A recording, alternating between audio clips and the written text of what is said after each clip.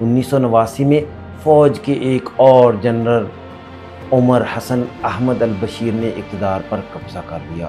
انہوں نے ثورۃ الانقاذ الوطنی یعنی قومی نجات کی تحریک کے نام سے اپنی حکومت قائم کی۔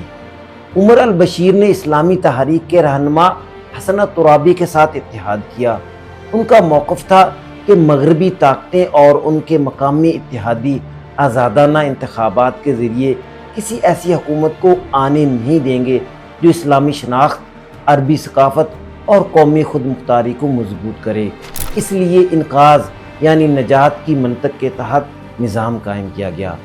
عمر البشیر نے مغرب سے ٹکر لی، اسامہ بن لادن کو پناہ دی، جس کے نتیجے میں 1993 سے امریکہ اور اقوام متحدہ کی پابندیاں لگ گئی۔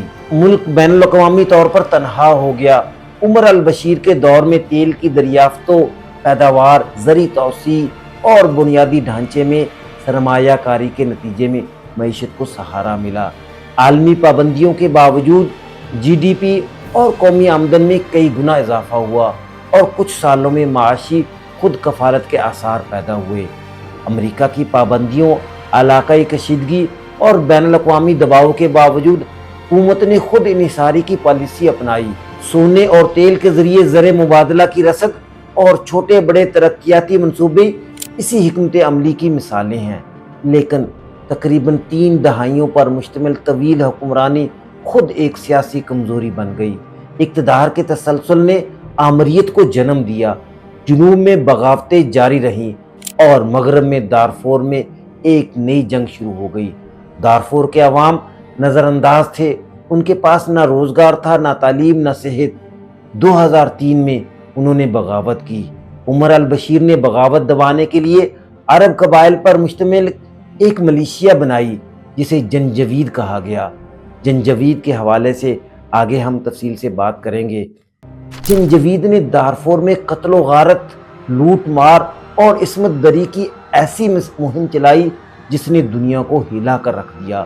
لاکھوں لوگ مارے گئے، لاکھوں بے گھر ہوئے اور دارفور انسانی المی میں بدل گیا۔ انہی مظالم کی بنیاد پر عالمی عدالت نے عمر البشیر کے خلاف جنگی جرائم کے وارنٹ جاری کیے۔ دارفور کی اسی آگ سے ایک نیا چہرہ ابھرا، محمد حمدان دگلو المعروف حمیتی، جس کے متعلق بھی ہم آگے چل کر تفصیل سے بات کریں گے۔ حمیتی ایک عام چرواہا تھا، پھر جنجوید میں شامل ہوا اور رفتہ رفتہ حکومت کا سب سے طاقتور جنگی سردار بن گیا۔ اس نے سونے کی کانوں پر قبضہ کیا، بیرونی قوتوں سے تعلقات بنائے اور قوات الدعم السریع یعنی ریپڈ سپورٹ فورسز کے نام سے ایک نیم فوجی فورس قائم کر لی۔